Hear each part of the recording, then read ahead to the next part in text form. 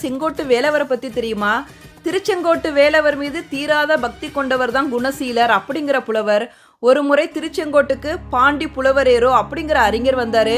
இவரை வாதத்துல வெல்வது அப்படிங்கிற சாதாரண காரியம் இல்ல. இது வரைக்கும் நிறைய புலவர்களை தோற்கடிச்சிருக்காரு. தன்னை வெல்ல யாரும் இல்லை அப்படின்னு சொல்லிட்டு திருச்செங்கோட்டு கோவிலுக்கு வராரு. அங்க முருக பக்தரான குணசீலர் புலவரை சந்திக்கிறாரு.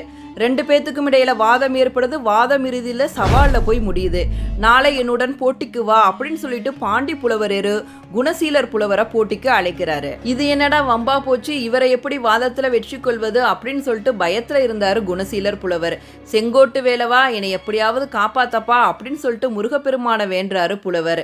முருகப்பெருமான் சிரிச்சுக்கிட்டே யாமிருக்க பயமேன் அப்படின்னு சொல்றாரு. அடுத்த நாள் காலையில போட்டிக்காக பாண்டி புலவரேரு திருச்செங்கோட்டு மலை மேல பாட்டு பாடிக்கிட்டே ஏறாரு.